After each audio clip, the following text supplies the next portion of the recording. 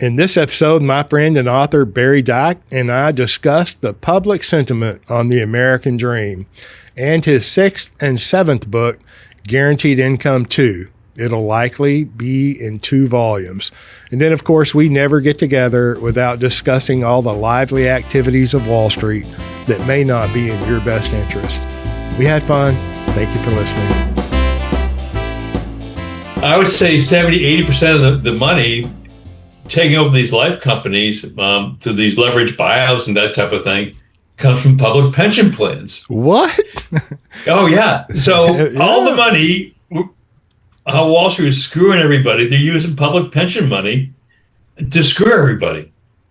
And the things, you follow the money, and it's clear as day. So, if you're like in Texas, like Texas teachers, whatever, these huge pension plans, okay, they funnel in money to Wall Street, and Wall Street in turn buys these insurance companies. And they fund it to people like Apollo Global or Blackstone or Ares Management, whatever, and they in turn, buy these other companies. And you couldn't make this stuff up. Yeah. So it's kind of like you're looking for the honest woman in the room, So we help find people, the honest women in the room, because there ain't, when it comes to Wall Street, ain't that many honest women out there. Why do you got to pick on the ladies? I mean, go to Wall Street. How many honest men are in the room? Oh my gosh! And there's a lot of dirty guys in this business too. So the whole thing is that, but if you pursue the truth will set you free. And it's but the problem is that because people can't save, or they can't finance their own car, they're getting increasingly despondent. Yeah, that kind of goes back to that kind of goes back to the article that you shared with me in the poll that was taken, publishing. Who'd you say did that poll? Goldman Sachs? University of Chicago and Wall Street. University of Chicago is a reputable institution. Okay, everything as you know, James, everything I do is backed by third parties. So this is the and it's just and so the thing is, you want to imbue to your clients and future prospects and so forth. You need to be self-reliant, because unless you're big Wall Street, or you're big agriculture, or big union, or whatever, you're screwed. And so that's what I'm trying to get people, give them the facts, and that's why I threw along the multi-employer pension bailout of the unions. Now the thing is, believe it or not, I'm actually very pro-union in a lot of ways. Okay, because they're some of the only people that are able to negotiate something a good deal for themselves. But the bailouts, what Biden bailed out, the multi-employer is criminal what they did. And I would say, if you ask 99 people out of 100, they would have not a clue. Do you know anything about that, James? No. Well, they call it, so this was, they called him, let's see. So actually I thought we may talk about this. So essentially, as you know, if I'm running a pension plan for a corporation like I'm IBM or General Motors, whatever, I comply with the body of a law known as ERISA, which is very, very strict in your funding levels and so forth. But for the most part, public pension plans are actually exempt from that. But the real problem pension plans in this country are multi-employer plans, which are with the Teamsters and all that stuff. And I'm not anti-Teamsters, whatever, but they've been run like a show for 30, 40 years. And the Central States Pension Plan, which is the largest one, which was known as the Mob's Bank. And this is, people Google it, don't believe me. This is what the Department of State, or I don't know, the U.S. Justice Department called. And they discovered how, the Central State Pension Plan would end up being just a bank for the mafia. But make a long story short, unbeknownst to most people, Biden So there was like 147 multi-employer plans which are underwater, and they were bailed out silently by Joe Biden, and they, as part of the Inflation Reduction Act. That's what it was, the Inflation Reduction Act, and 96 billion out of that Inflation Reduction Act went to bail out multi-employer pension plans. Now the funny thing is that all they only meant was, so Central States, which was the mob's pension plan, if you will, and I get into the more depth in it, but I'm not even into the book. But so that was the 36 billion. So I don't know if you knew about it, but 36 billion of taxpayer money went into that, into the Central States pension plan, but then there was dozens more, which is kind of, then there was big ones like bakery drivers and all these things. So there's roughly $90 billion went into pension plans. And my point is that, I mean, I can't even get people to help me fund some research, okay? But we're pouring billions into these failed plans. Just like we were also pouring billions into the failed retirement system in Ukraine, which drives me nuts. So we're one of the worst in the world, but we're dumping money into the Ukraine to bail out their pension plans, or the Central State, these union pension plans. And again, I'm not union. I'm actually very pro-union in a lot of respects. But no one really knows about this stuff. And actually, it wasn't that easy to find. What? And I'm a pretty good big dog at that. But thank God for ChatGPT and which helped me get through a lot of this stuff, because they did not make this easy to find this stuff out. Yep. I'm not surprised about that.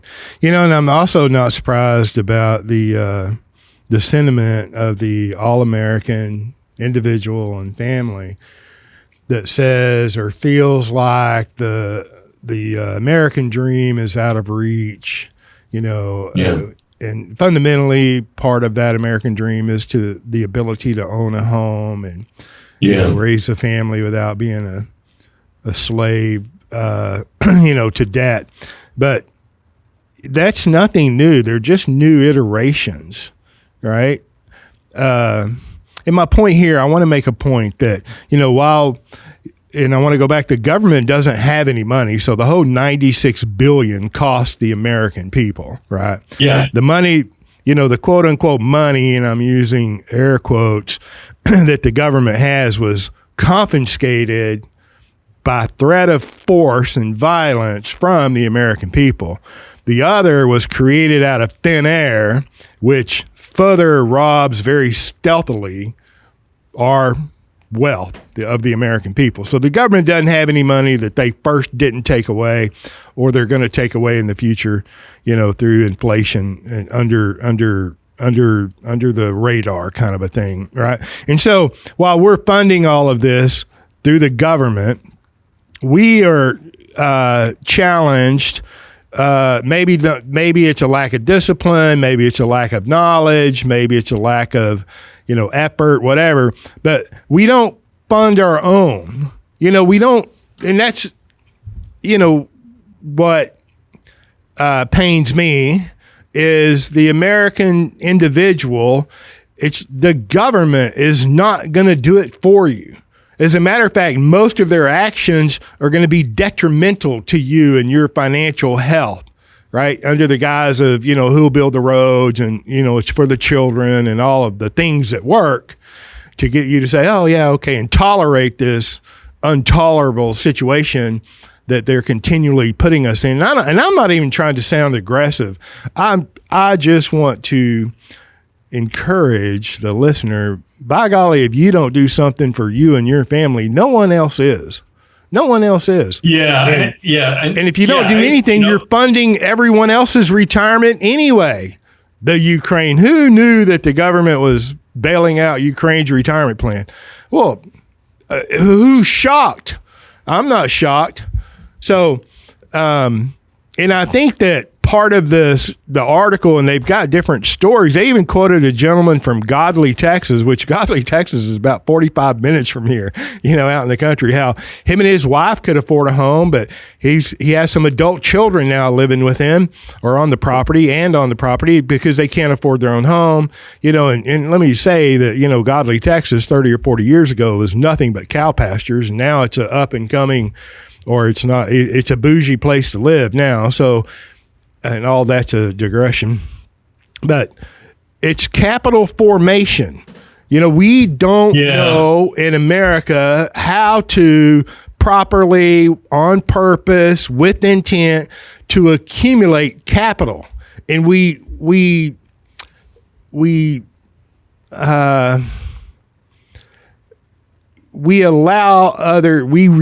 on others. We abdicate our responsibility to others. And I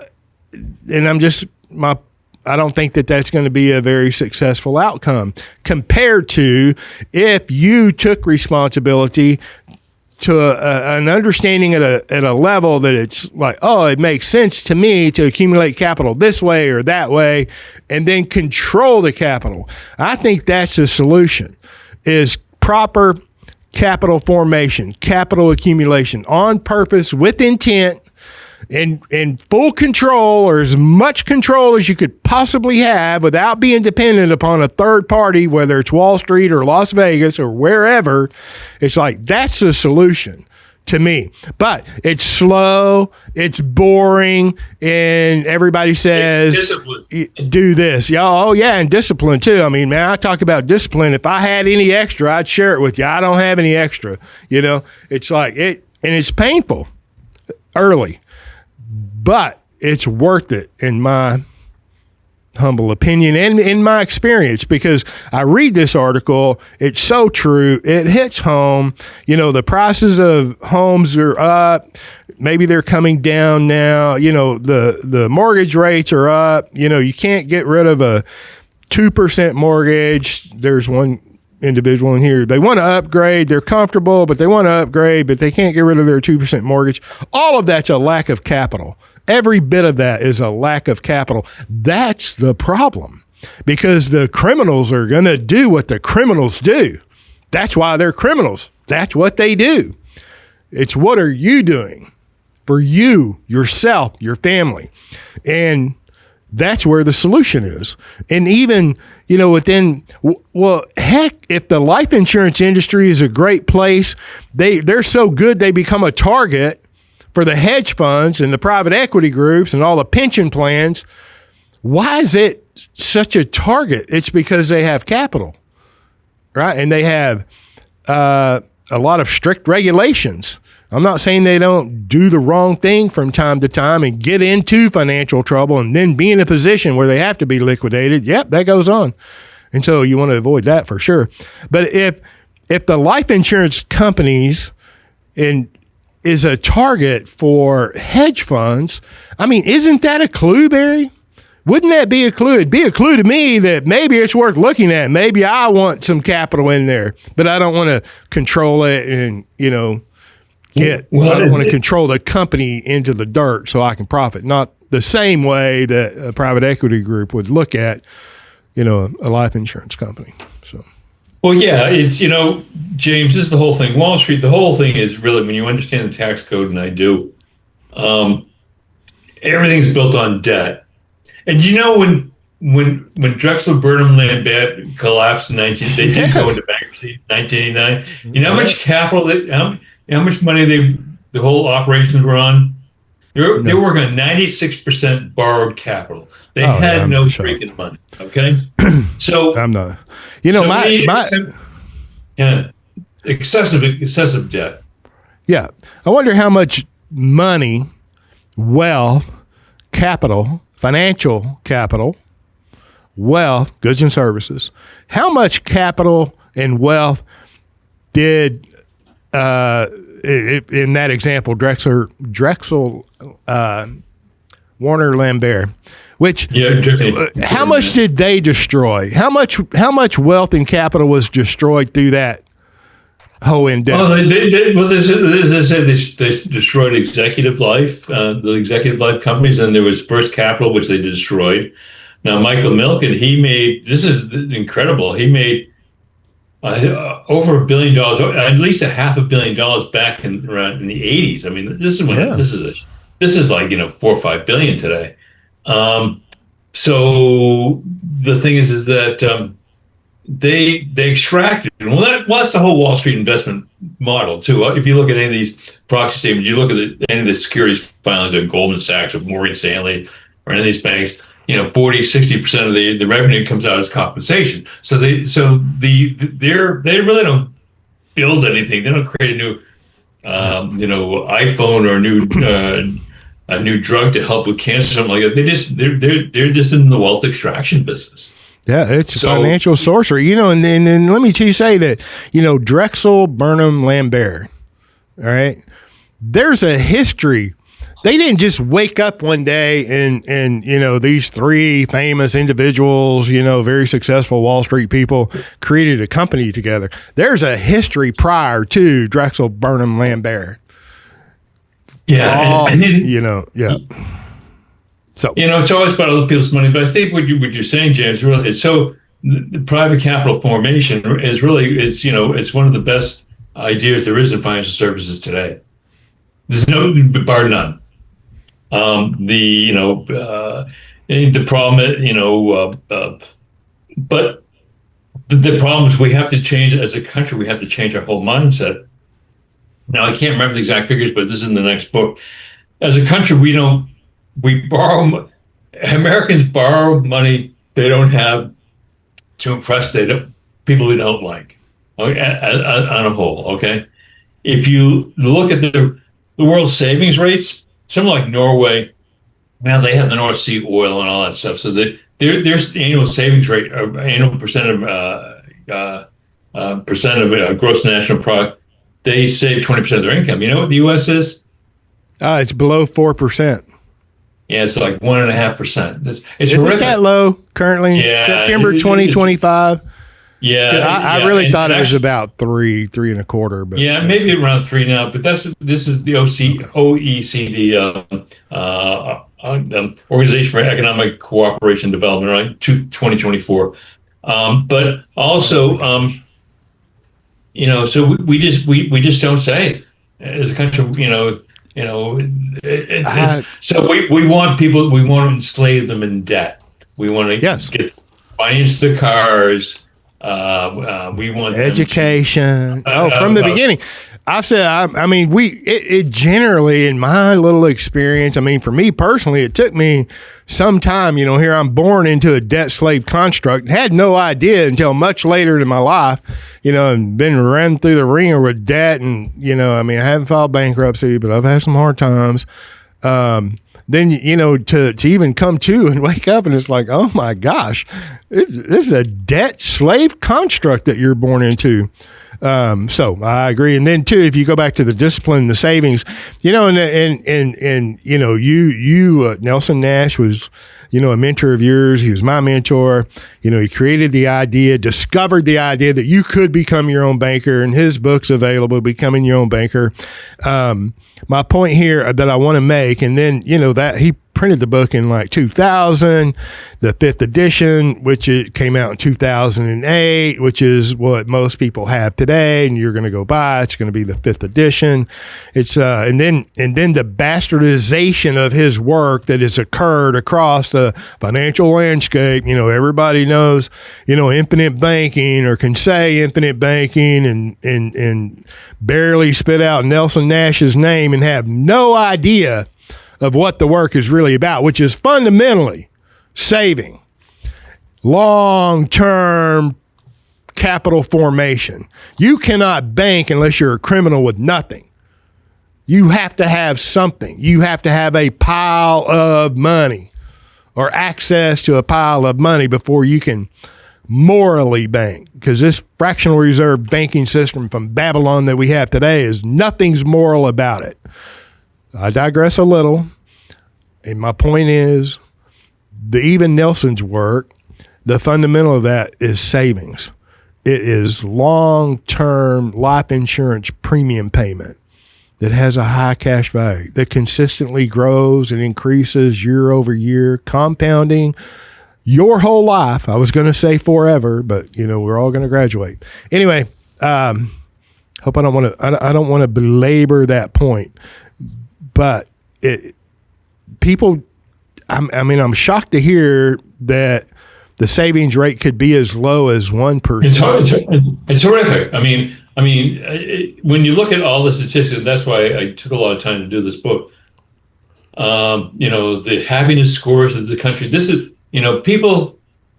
And when people save and they have better retirements, they're a lot more happier. It's really sad when you start looking. You compare, and I love America. Don't get me wrong. When you look at our happiness scores, our savings rates, the inability to afford a home, the loan on auto loan defaults, James. I think it's something like 22% now. It's like oh my goodness. So are you kidding me? For no, it's very high. And I have it all back up. I got the data from Edmunds, and Oh, but look, we just closed on a car. My daughter's who's going to go to. It looks like she's going to go to college in Chicago. I've been all over the University of Chicago campus. Beautiful. She's going there? Well, no, they only have like a 3% out of state acceptance rate, right? So you got to know somebody to know somebody to know somebody. I don't know, but maybe she can go somewhere else and transfer in after a couple. I don't know. Very impressive, the university, the campus. But my point there is that she just purchased her first car. Well, she's 17. She can't own anything. Okay, so we purchased her first car. And the loan rate, and I might do an episode on it later, might not. But the loan rate, and it was a Hyundai, so Hyundai Finance was like 4.5 or 3.9. It's either 3.5, 3.9, 4.5, or 4.9, right? And you mean to tell me that you can literally go borrow money at 3.5%? Yeah, money that didn't exist, right? Or the price of the car is built in to make up the difference. And I talked to a banker, because he's my friend. I like to talk to him. He's a smart guy. I like to talk to smart people. Right? I ask him. I'm just asking him. It's like what are the loan rates on automobiles? He's like, the best they could do is 7 on a brand new car. And then we didn't really talk about pre-owned cars, but very strict. Their requirements can't be over 5 years old or whatever. I've covered in the past. They won't finance a pre-owned car if it's older than 5 years, and you're not getting anywhere close to 7, 8, or 9%. Nowhere close. Then I've seen in the previous years, loan interest rates on pre-owned automobiles 14 and 15 and 16%.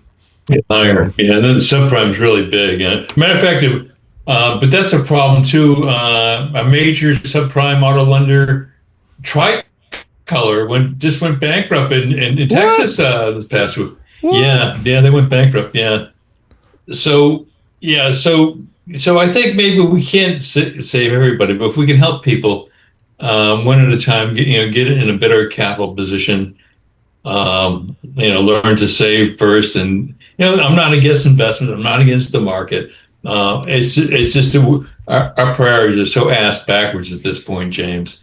And I can see it. When the American people feel like they're behind and they can't get ahead. And even this article, and I read another one that talks about the triple whammy. You have inflation, you have high interest rates, and then you have tariffs. Hell, we can all point out a great reason why we can't do something, right? It's easy. And I'm not saying everybody's perfectly healthy and able to be productive and creative. I'm not saying that. I'm not I'm not heartless or unaware, but it's like, it's painful to go without something today to accumulate capital for the future. It's a trade-off. That's all it is. It's a complete trade-off. No, I don't want to save any money. And we've all had these conversations all throughout our life. There's two fundamental components, right? It's income and expenses, right? If you can't spend less than you make, you might have a conversation with yourself, right? And whatever the outcome is, you have to be able to save money. Yeah, you have to be disciplined, James. It's like if you want to get in shape, you got to go to the gym where you got to eat right and sleep right and all that stuff. You know this stuff. If you want to become a great teacher and a great lawyer or banker, whatever the case, you have to be. I always say, if you want to become a disciple, you got to be disciplined.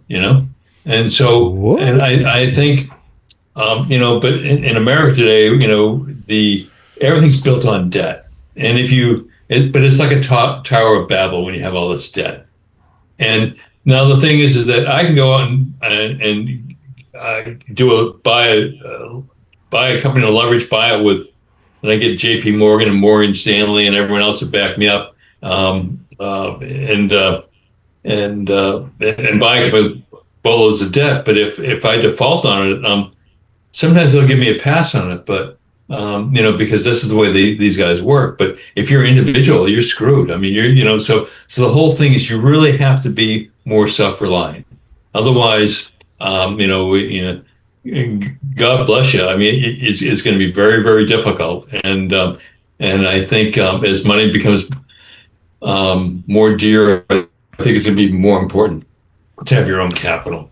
Yeah, I think that, you came down last October 2024, and you spoke at our Banking with Life event, and I believe that was your very topic, is self-reliance financial. I don't remember the title, but that was the content of your talk, self-reliance, and what that. Yeah, and you have to be,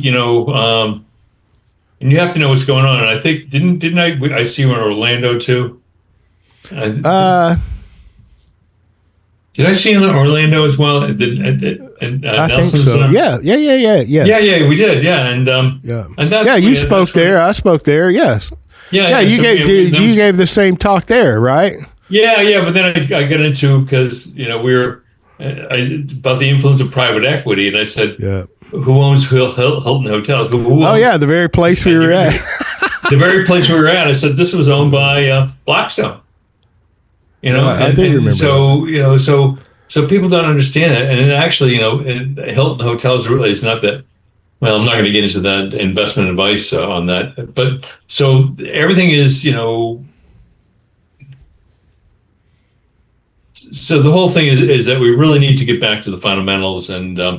Have good habits and, stay away from junk food, the Wall Street's trying to sell us, whether it be cryptocurrencies or, private credit or private debt, all these things which are so fee-laden and they're non-transparent. And I guess maybe when you understand like a properly designed life policy for someone, James, or annuity or something like that, there's total transparency.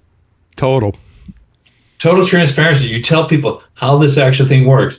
If I have private credit, whatever, I have no idea because everything's done in secrecy. And when people do things in secrecy, they're always hiding something.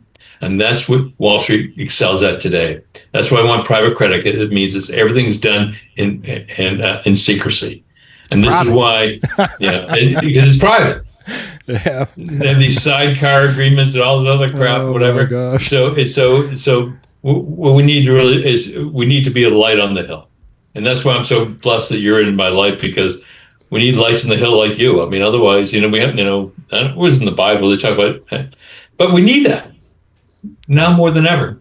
Well, thank you for saying that. I appreciate you. You're a light in my life, and I think you're a light in the industry. I've been in boardrooms where Mr. Dyke is like not calling people to the carpet, but preaching the truth, spitting the truth. Geez, that's right.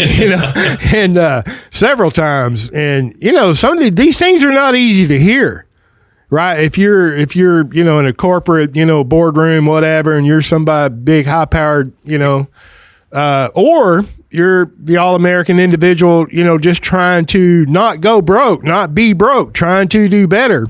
And then, you talk about discipline, work harder, work longer, and do whatever, and all these things that may or may not be required to get ahead. These are not easy things to hear, so. It's funny. Yeah, I remember, I can laugh about it now. I don't want to get into it, but I remember we catch up. I was on an advisory board for major company in America, a major life company in America, and they because they were talking about this is probably a decade ago. Don't say anything I have to cut out, okay? I don't want to bring anyway. So anyway, I got kicked out because I was kicked off. It was a great place to get kicked off, but it was a real honor. But it's just. They were talking about diversity and stuff, and I said, "I thought you had me here for helping me with your retirement plans." So it's a crazy world we live in. But well, what's the solution? And I'm not trying to sound clickbaity or at all. But really, what is the average all-American? When I say average, I'm not saying in a derogatory, negative way. I'm talking about the backbone of America, all-American individual, who's working from daylight to dark more than they want to,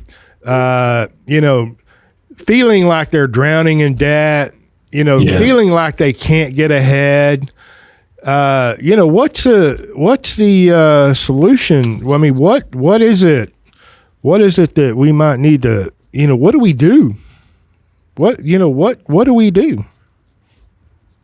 Well, I always tell it's kind of my 5 F's, James. I think I've gone through the fourth one. You gotta have faith, in a higher power, whatever, God, whatever. That's really the most important thing in my life. The second thing is, you gotta believe in your family, thirdly, you gotta do this with friends. No one can do this out with friends. Then fourth, you have to be physically fit, I think, first, and then finances. But those are kind of I call them my 5 F's. And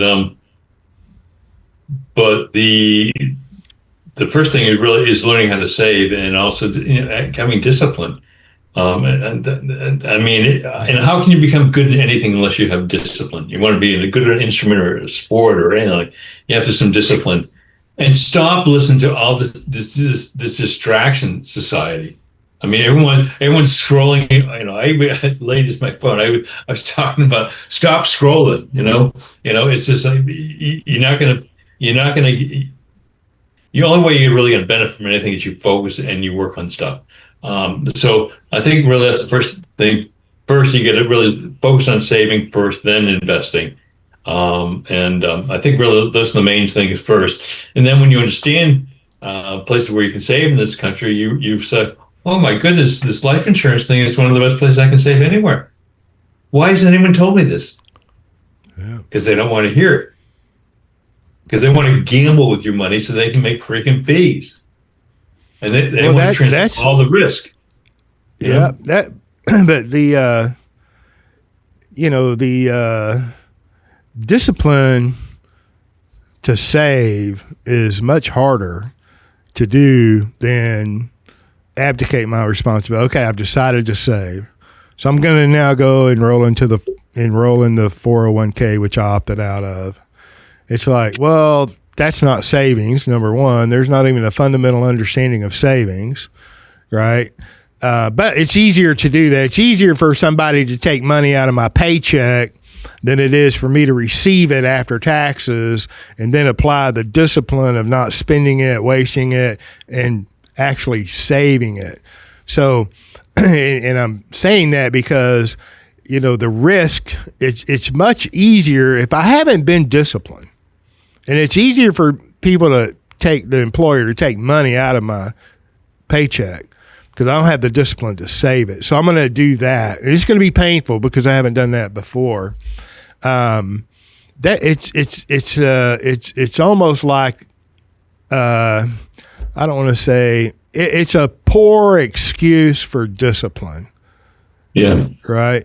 It's just a poor, and I'm not bashing qualified plans and any of that. I'm just saying it's another example of if you don't do it, no one's going to do it for you. Do what?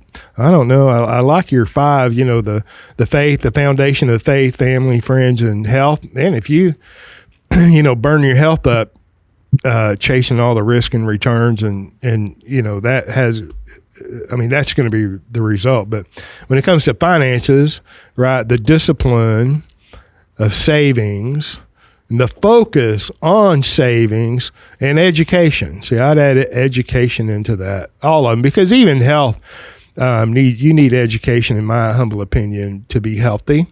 A good education. And then if you're faithful, it's like if you buy the narrative of every doctrine on the face of this earth, whatever it is, you can wander off the reservation really easy. So it's okay to have good education on whatever it is you believe. Go deep and go broad, is my point. And I'm not even trying to preach, but I think education is a big deal. I think discipline is a really big deal. You talked about working out and eating. We all know that. I don't know what the numbers are. The saying is it's 80% of what you put in your mouth, 20% what you do in the gym, kind of a deal. I'm fat for a reason. Right? I like food. I get it. But discipline, the discipline of savings, the education of what is savings compared to investing. Maybe, you like a particular investment over another. Maybe you like one savings vehicle over another. But it's being educated and then disciplined to do it. I've been in the life insurance business a long, long time, and it's not the only thing I do, but I'm a husband, a brother, a son, a father, an uncle. I do a lot more than what I do for a profession or in my profession. Anyway, I have experienced personally, and I have seen people experience it, whether they're clients or not clients. They get exposed to this idea that you can become your own banker. Before you can finance anything, you got to accumulate some capital. You spend a little time and a little focus, a little discipline in accumulating this capital. I've seen them wake up, whether it's a year, 2 years, or whatever, and then look at their cash values, and they're shocked. Oh, my gosh.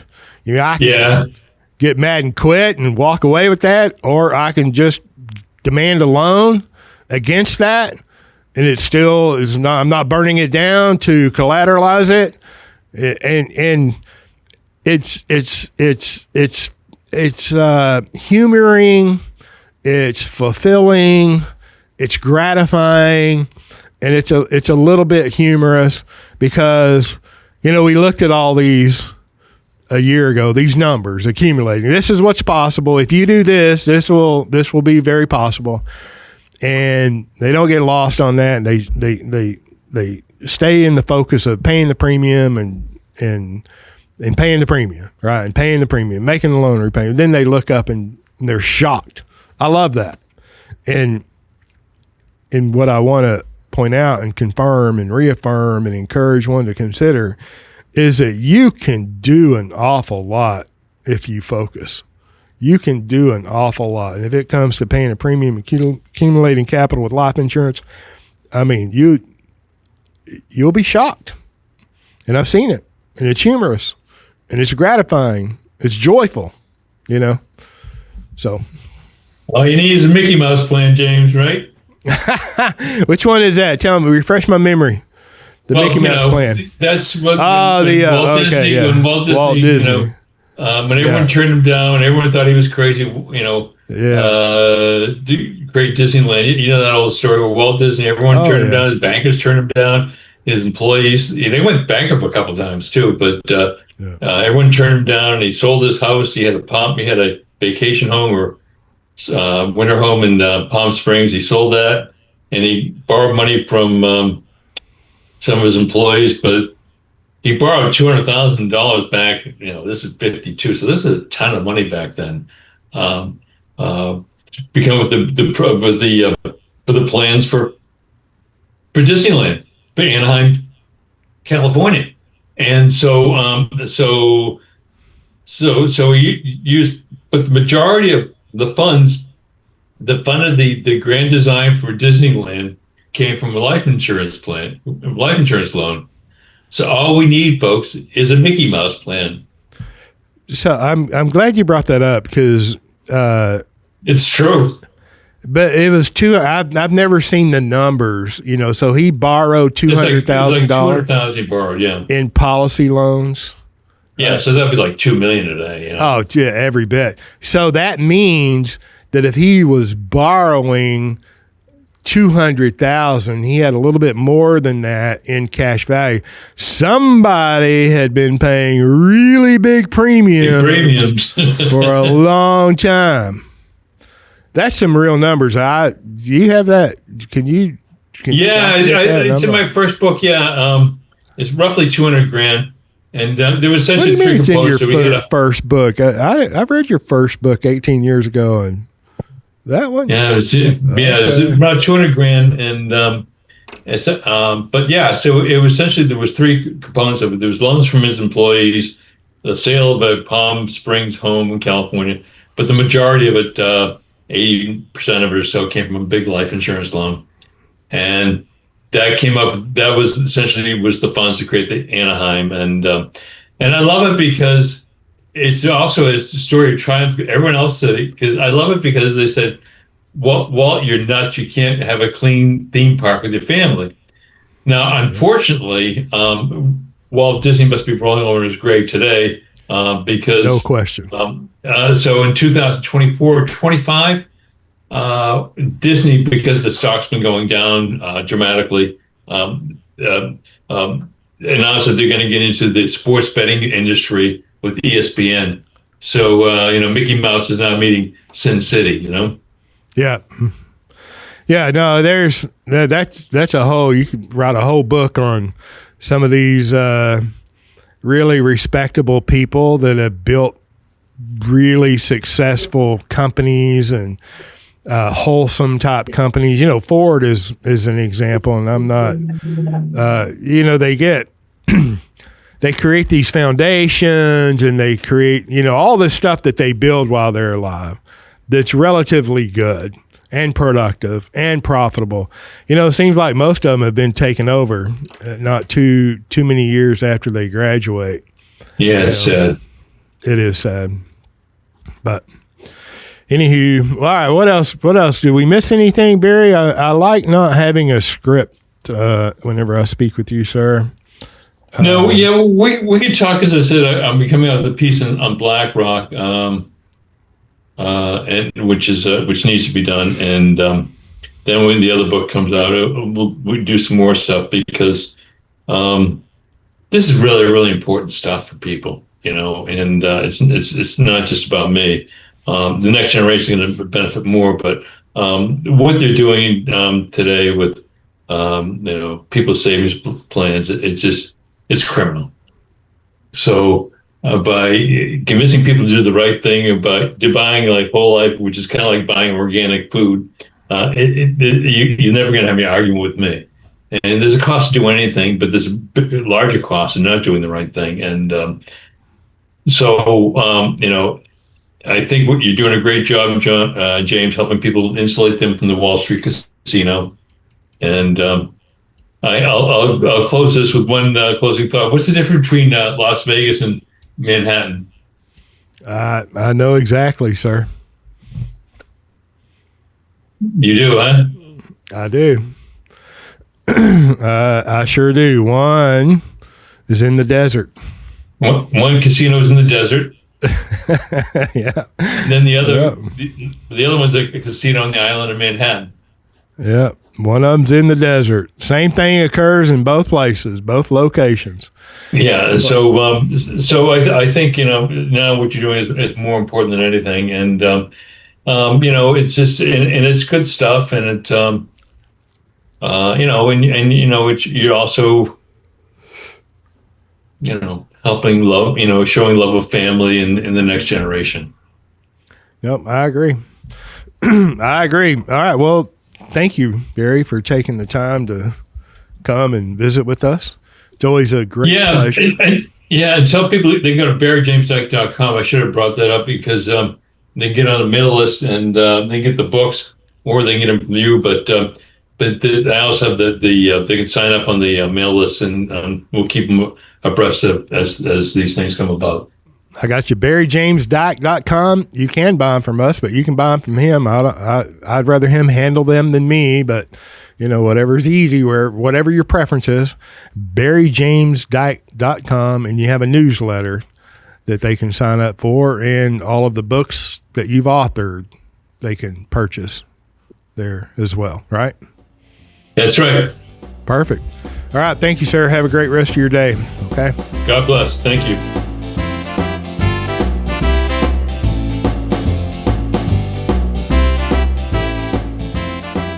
Thank you for joining us on the Banking with Life podcast. If you're watching on YouTube, make sure to like and subscribe and click on that little notification bell. Otherwise, join us on Apple Podcasts and Stitcher for weekly content.